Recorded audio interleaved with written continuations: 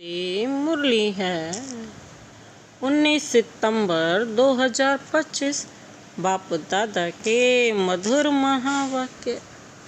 मीठे बच्चे, इस बेहद के नाटक में तुम आत्माओं को अपना अपना पार्ट मिला हो। इस बेहद के नाटक में तुम आत्मा को अपना अपना पार्ट मिला हुआ है। अभी तुम्हें यह शरीर रूपी कपड़े उतार घर जाना है, फिर नए राज्य में आना है। इस बेहद के नाटक में तुम आत्माओं को अपना अपना पार्ट मिला हुआ है।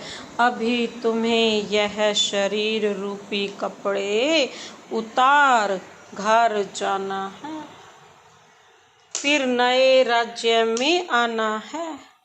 आज का प्रश्न है, बाप कोई भी कार्य प्रेरणा से नहीं करते, उनका अवतरण होता है। यह किस बात से सिद्ध होता है?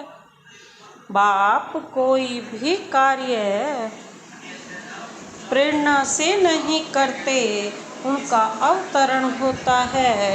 यह किस बात से सिद्ध होता है? बाबा ने उत्तर दिया, बाप को कहते ही हैं करण करावन हार। प्रेरणा का तो अर्थ है विचार। प्रेरणा से कोई नई दुनिया की स्थापना नहीं होती। बाप बच्चों से स्थापना कराते हैं। कर्मेंद्रियों बिगर तो कुछ भी करा नहीं सकते, इसलिए उन्हें शरीर का क्या नहीं है, आधार लेना होता है। बाबा कहते कर्मेंद्रियों से तो कुछ करा नहीं सकते, इसलिए शरीर का आधार लेना पड़ता है। बाप को कहते ही हैं करण करावन हार। बाबा कहते बाप को क्या कहते हैं? करण करावन हार। प्रेरणा का तो अर्थ है विचार। प्रेरणा से कोई नई दुनिया की स्थापना नहीं करते। बाप बच्चों से स्थापना कराते हैं। कर्मेंद्रियां बिगड़ तो कुछ भी करा नहीं सकते, इसलिए उन्हें शरीर का आधार लेना पड़ता है।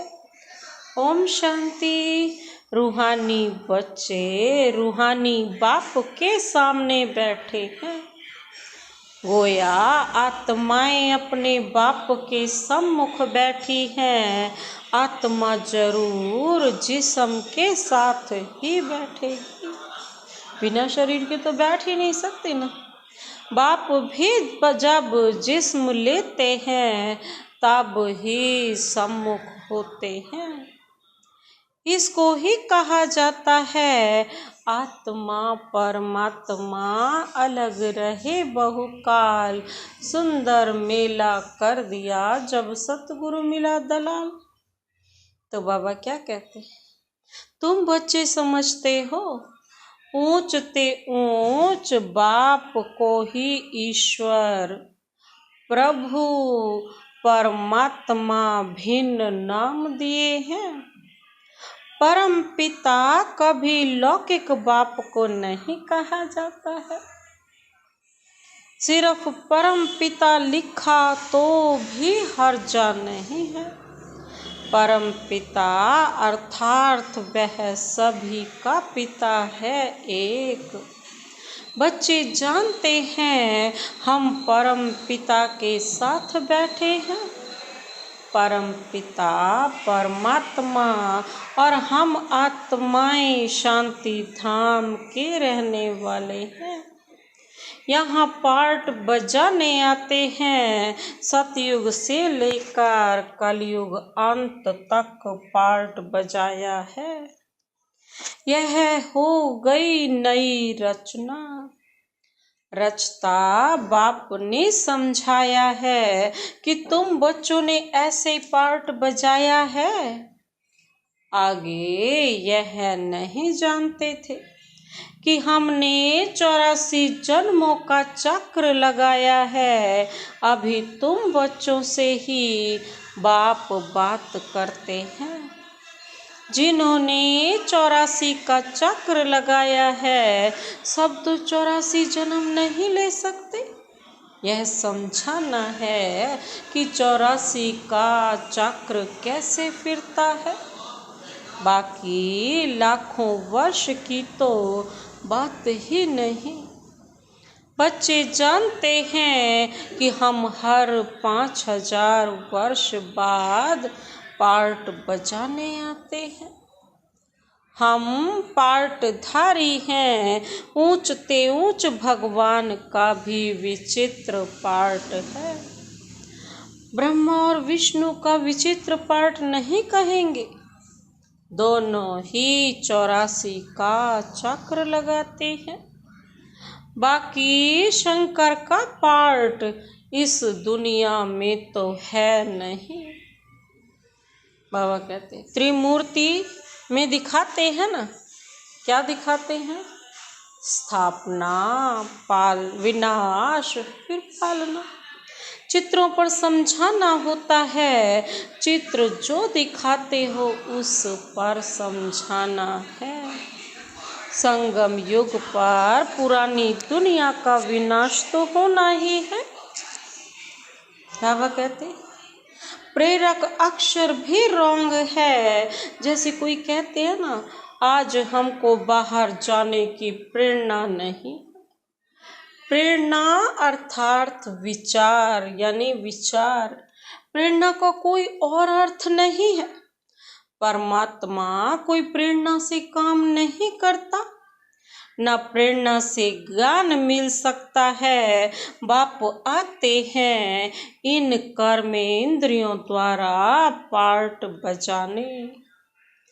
करण करावन हार है ना, कराएंगे बच्चों से। शरीर बिगड़ तो कर ना सके। इन बातों को कोई भी जानते नहीं, न ईश्वर बाप को ही जानते हैं। ऋषि मुनि आदि कहते थे हम ईश्वर को नहीं जानते हैं, न आत्मा को, न परमात्मा बाप को। कोई में ज्ञान नहीं है। बाप है मुख्य क्रिएटर, डायरेक्टर, डायरेक्शन भी देते हैं, श्रीमत देते हैं। मनुष्यों की बुद्धि में तो सर्वव्यापी का ज्ञान है। सर्वव्यापी तो कह देते हैं ना, मनुष्य तो सर्वव्यापी का ज्ञान है। तुम समझते हो बाबा हमारा बाबा है, वो लोग सर्वव्यापी कह देते हैं। तो बाप समझ ही नहीं सकते। तुम समझते हो यह बेहद के बाप की फैमिली है। सर्वव्यापी कहने से फैमिली की खुशबू नहीं आती। सर्वव्यापी कहते हैं तो उसमें फैमिली की खुशबू नहीं आती। उनको कहा जाता है निराकारी शिव बाबा, निराकारी आत्माओं का बाबा, निराकारी आत्माओं का बाबा। तो शरीर है तब आत्मा बोलती है कि बाबा। बिगर शरीर तो आत्मा बोल ना सके। भक्ति मार्ग में बुलाते आते आए हैं। समझते हैं यह बाबा दुख हरता सुख करता है। सुख मिलता है सुख धाम में, शांति मिलती है शांति धाम में। और यहाँ क्या है? यहाँ तो है ही दुख। यह ज्ञान तुमको मिलता है संगम पर। पुराने और नए के बीच बाप आते ही तब हैं जब नई दुनिया की स्थापना और पुरानी दुनिया की नई दुनिया की स्थापना। और पहले पुरानी दुनिया का विनाश कहना रोंग हो जाता है। बाबा कहते अभी तुमको बेहद के नाटक की नॉलेज मिलती है। जैसे उस नाटक में एक्टर्स आते हैं तो घर से साधारण कपड़े पहनकर आते, फिर नाटक में आकर कपड़े बदलते हैं। फिर नाटक पूरा हुआ तो वह कपड़े उतार कर घर जाते हैं। यहाँ तुम आत्माओं को घर से अशरीरी आना होता है। यहाँ आकर के ही यह शरीर रूपी कपड़े पहनते हो और हर एक को अपना अपना पार्ट मिला हुआ है। यह है बेहद का नाटक। अभी यह बेहद की सारी दुनिया पुरानी है, फिर होगी नई दुनिया।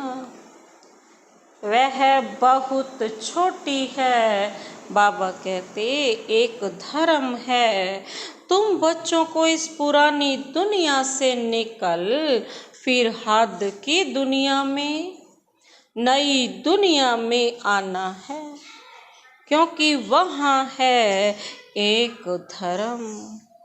अनेक धर्म, अनेक मनुष्य होने से बेहद हो जाती है। वहाँ तो है एक धर्म। सतयुग में तो मनुष्य थोड़े से। एक धर्म की स्थापना के लिए आना पड़ता है। तुम बच्चे इस बेहद के नाटक के राज को समझते हो कि यह चक्र कैसे फिरता है।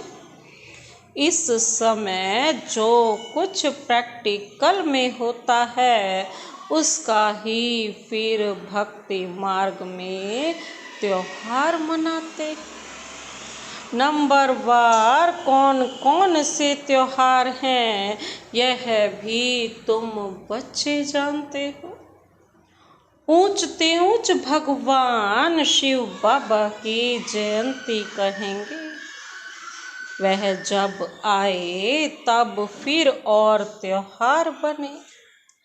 शिव बाबा पहले पहले आकर गीता सुनाते हैं, अर्थात आदि मध्य अंत का ज्ञान सुनाते हैं। योग भी सिखाते हैं, साथ साथ तुमको पढ़ाते भी हैं। तो पहले पहले बाप आया, शिव जयंती हुई, फिर कहेंगे गीता जयंती। आत्माओं को ज्ञान सुनाते हैं तो गीता जयंती हो गई। तुम बच्चे विचार कर त्योहारों को नंबरवार लिखो। इन बातों को समझेंगे भी अपने धर्म के। हर एक को अपना धर्म प्यारा लगता है। दूसरे धर्म वालों की बात ही नहीं। भल किसको दूसरा धर्म प्यारा हो भी परंतु उसमें आ न सके। स्वर्ग में और धर्म वाले थोड़े ही आ सकते हैं। झाड़ में बिल्कुल साफ है। जो धर्म जिस समय आते हैं फिर उस समय आएंगे। पहले बाप आते हैं, वही आकर राजयोग सिखलाते हैं। तो कहेंगे शिव जयंती तो फिर गीता जयंती, फिर नारायण जयंती। बाबा कहते वह तो हो जाता सतयुग, वो भी लिखना पड़े नंबरवार। यह ज्ञान की बातें हैं। शिव जयंती कब हुई वह भी पता नहीं है। ज्ञान सुनाया जिसको गीता कहा जाता है, फिर विनाश भी होता है। जगत अम्बा आदि की जयंती का कोई हॉलीडे नहीं है। मनुष्य किसी भी तिथि तारीख आदि को बिल्कुल नहीं जानते हैं। लक्ष्मी नारायण राम सीता के राज्य को ही नहीं जानते। 2500 वर्ष में जो आए हैं उनको जानते हैं, परंतु उनसे पहले जो आदि सनातन देवी देवता थे उनको कितना समय हुआ कुछ नहीं जानते। 5000 वर्ष से बड़ा कल्प तो हो न सके। आधा तरफ तो ढेर संख्या आ गई, बाकी आधा में इनका राज्य। फिर जास्ती वर्षों का कल्प हो कैसे सकता? बाबा कहते इतने सारे वर्षों का तो कल्प हो नहीं सकता। 84 लाख जन्म तो हो भी नहीं सकते। वो लोग समझते हैं कलयुग की आयु ही लाखों वर्ष है। मनुष्यों को अंधियारे में डाल दिया है। कहाँ सारा ड्रामा 5000 वर्ष का, कहाँ सिर्फ कलयुग के लिए कहते हैं कि अभी 40,000 वर्ष शेष है। जब लड़ाई लगती है तो समझते हैं भगवान को आना चाहिए, लेकिन भगवान को तो आना चाहिए संगम पर। महाभारत लड़ाई तो लगती ही है संगम पर। बाप कहते हैं मैं भी कल्प कल्प संगम युग पर आता हूँ। बाप आएंगे नई दुनिया की स्थापना, पुरानी दुनिया का विनाश कराने। नई दुनिया की स्थापना होगी तो पुरानी दुनिया का विनाश जरूर होगा। इसके लिए यह लड़ाई है। इसमें शंकर के प्रेरणा आदि की तो कोई बात नहीं। अंडरस्टूड, पुरानी दुनिया खल्लास हो जाएगी। मकान आदि तो अर्थक्वेक में सब खल्लास हो जाएंगे, क्योंकि नई दुनिया चाहिए ना। नई दुनिया थी जरूर, दहली परिस्तान थी, जमुना का कंठा था, लक्ष्मी नारायण का राज्य था। बाबा कहते चित्र भी है ना, लक्ष्मी नारायण को स्वर्ग को ही कहेंगे, लक्ष्मी नारायण को स्वर्ग का ही कहेंगे। तुम बच्चों ने साक्षात्कार भी किया है कि कैसे स्वयंवर होता है। यह सब पॉइंट्स बाबा रिवाइज कराते हैं। अच्छा, पॉइंट्स याद नहीं पड़ती है तो बाबा को याद करो। बाप भूल जाता है तो टीचर को याद करो। टीचर जो सिखलाते हैं वह भी जरूर याद आएगा ना। टीचर भी याद रहेगा, नॉलेज भी याद रहेगी, उद्देश्य भी बुद्धि में है। याद रखना ही पड़े, क्योंकि तुम्हारी स्टूडेंट लाइफ है ना। यह भी जानते हो जो हमको पढ़ाते हैं वह हमारा बाप भी है। लौकिक बाप कोई गुम नहीं हो जाता है। लौकिक, पारलौकिक और फिर यह है अलौकिक। ब्रह्मा बाबा क्या है? अलौकिक पिता है। इनको कोई याद नहीं करते। लौकिक बाप से तो वर्षा मिलता है, अंत तक याद रहती है। शरीर छोड़ा फिर दूसरा बाप मिलता है। जन्म बाई जन्म लौकिक बाप मिलते हैं।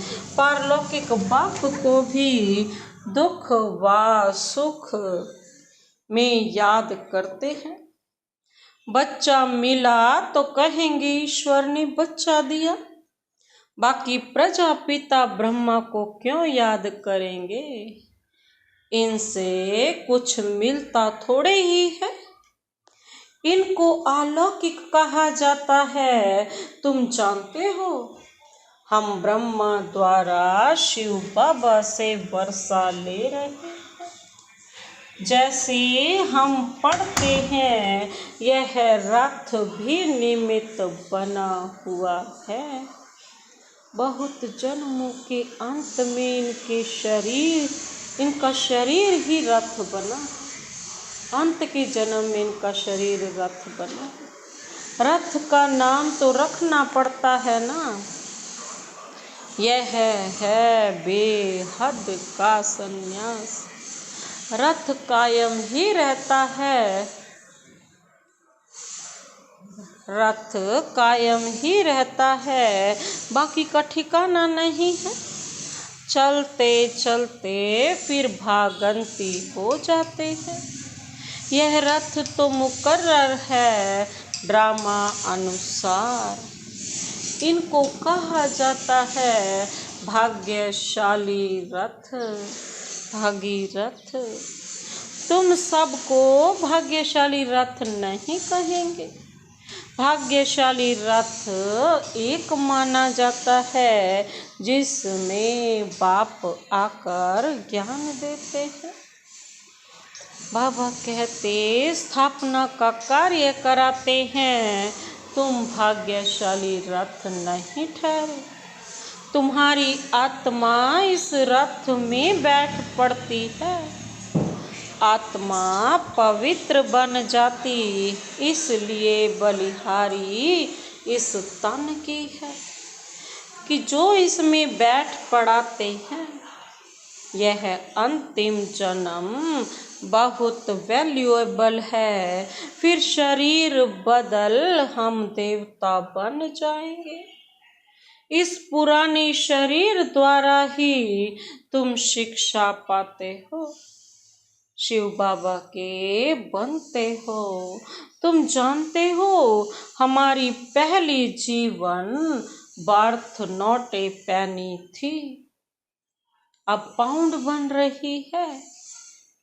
जितना पढ़ेंगे बाबा कहते हैं उतना ऊंच पद पाएंगे। बाप ने समझाया है, याद की यात्रा है मुख्य। इनको ही भारत का प्राचीन योग कहते हैं, जिससे तुम पतित से पावन बनते हो। स्वर्गवासी तो सब बनते हैं, फिर है पढ़ाई पर मदार। तुम बेहद के स्कूल में बैठे हो। बाबा कहते तुम कहाँ बैठे हो? बेहद के स्कूल में। तुम ही फिर देवता बनेंगे। तुम समझ सकते हो ऊंच पद कौन पा सकते हैं।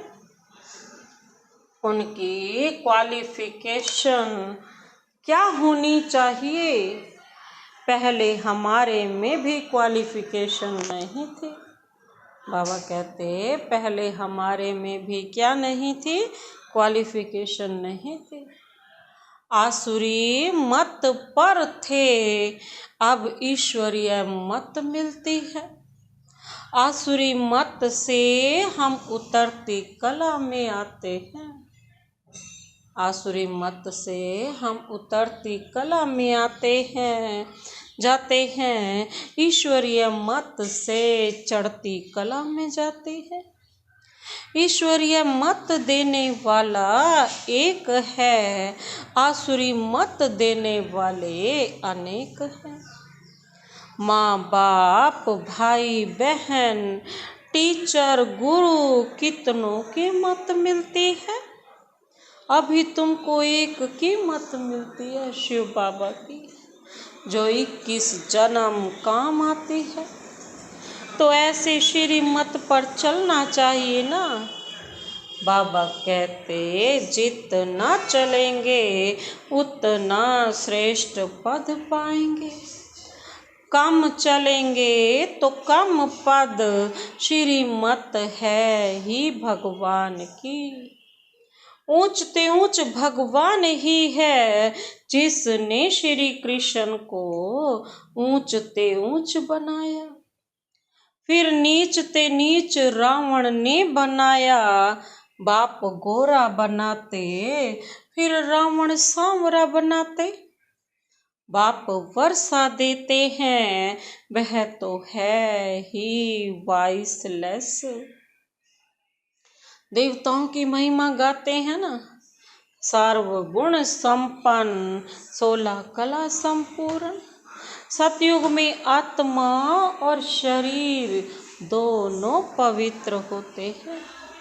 देवताओं को सब जानते हैं, वो संपूर्ण निर्विकारी होने के कारण संपूर्ण विश्व के मालिक बनते हैं। अभी नहीं है फिर बन रहे हैं, बाप भी संगम युग पर ही आते हैं। ब्रह्मा के द्वारा ब्राह्मण, ब्रह्मा के बच्चे तो तुम सब ठहरे, वह है ग्रेट ग्रेट ग्रैंड फादर। बोलो, प्रजापिता ब्रह्मा का नाम नहीं सुना है? परम पिता परमात्मा ब्रह्मा द्वारा ही सृष्टि रचेंगे ना। ब्राह्मण कुल है, ब्रह्मा मुख वंशावली भाई बहन हो गए। यहाँ राजा रानी की बात नहीं, यह ब्राह्मण कुल तो संगम का थोड़ा समय चलता है। राजाई न पांडवों की है न कौरवों की है। अच्छा, मीठे मीठे सिक्की लधे बच्चों प्रति मात पिता बाप दादा का याद प्यार और गुड मॉर्निंग। रूहानी बाप की रूहानी बच्चों को नमस्ते। हम रूहानी बच्चों की रूहानी बाप दादा को नमस्ते नमस्ते नमस्ते। Good morning. शुक्रिया बाबा, शुक्रिया। धारणा के लिए मुख्य सार है, पहला पॉइंट है 21 जन्म श्रेष्ठ पद का अधिकारी बनने के लिए सब आसुरी मतों को छोड़ एक ईश्वरीय मत पर चलना है। संपूर्ण वाइसलेस बनना है। 21 जन्म श्रेष्ठ पद का अधिकारी बनने के लिए बाबा क्या कहते हैं? सब आसुरी मतों को छोड़ एक ईश्वरीय मत पर चलना है। संपूर्ण वाइसलेस बनना है। दूसरा पॉइंट है, इस पुराने शरीर में बैठ बाप की शिक्षाओं को धारण कर देवता बनना है। इस पुराने शरीर में बैठ बाप की शिक्षाओं को धारण कर देवता बनना है। यह है बहुत वैल्यूएबल जीवन। इसमें बर्थ पाउंड बनना है। आज का वरदान, वरदानी हाथ शिव बाबा का सदा अपने सिर पर अनुभव करते हुए यह वरदान अपने में समाते हैं। सर्व आत्माओं को यथार्थ अविनाशी सहारा देने वाले आधार उद्धार मूरत भव। सर्व आत्माओं को यथार्थ अविनाशी सहारा देने वाले आधार उद्धार मूरत भव। वर्तमान समय विश्व के चारों ओर कोई न कोई हलचल है। कहाँ मन के अनेक टेंशन की हलचल, कहाँ प्रकृति के तमो प्रधान वायुमंडल के कारण हलचल है। अल्पकाल के साधन सर्व को चिंता की चिता पर लिए जा रहे। इसीलिए अल्पकाल के आधार से, प्राप्तियों से, विधियों से थक कर वास्तविक सहारा ढूंढ रहे हैं, तो आप आधार उद्धार मूर्त आत्माएं उन्हें श्रेष्ठ अविनाशी प्राप्तियों की यथार्थ वास्तविक अविनाशी सहारे की अनुभूति कराओ। आज का स्लोगन, समय अमूल्य खजाना है, इसलिए इसे नष्ट करने की बजाय फौरन निर्णय कर सफल करो। समय अमूल्य खजाना है, इसलिए इसे नष्ट करने की बजाय फौरन निर्णय कर सफल करो। अव्यक्त इशारे हैं। अब लगन की अग्नि को प्रज्वलित कर योग को ज्वाला रूप बनाओ। अब लगन की अग्नि को प्रज्वलित कर योग को ज्वाला रूप बनाओ। जैसे सूर्य की किरणें फैलती है ना, वैसे ही मास्टर सर्वशक्तिवान की स्टेज पर शक्तियों और विशेषताओं रूपी किरणें चारों ओर फैलती अनुभव करें। इसके लिए मैं मास्टर सर्वशक्तिवान विघ्न विनाशक आत्मा हूँ। मैं मास्टर सर्वशक्तिवान निर्विघ्न आत्मा हूँ, विघ्न विनाशक आत्मा हूँ। इस स्वमान की स्मृति की सीट पर स्थित होकर कार्य करो तो विघ्न सामने तक भी नहीं आएंगे। अच्छा।